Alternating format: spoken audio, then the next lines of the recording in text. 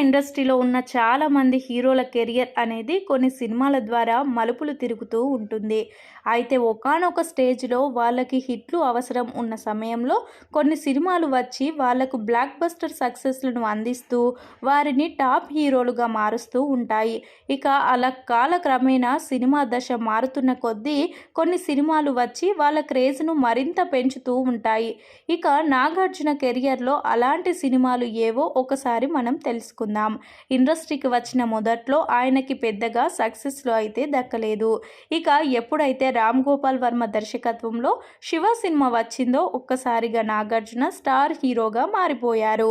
వరుస సినిమాలు చేస్తూ ఇండస్ట్రీలో తనకంటూ ప్రత్యేకమైన గుర్తింపును సంపాదించుకున్నారు.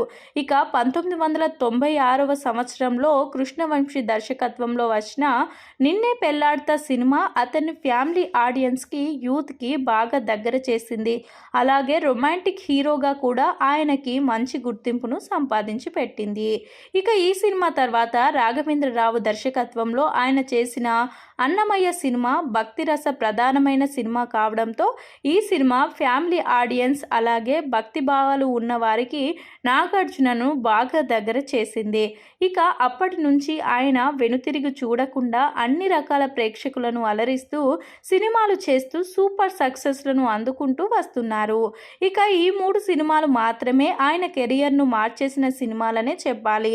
ఇంకా ఆయనకి ఇండస్ట్రీలో మంచి సక్సెస్ సినిమాలు ఉన్నప్పటికీ ఈ 3 మాత్రం ఆయన్ని స్టార్ హీరోను చేశాయి.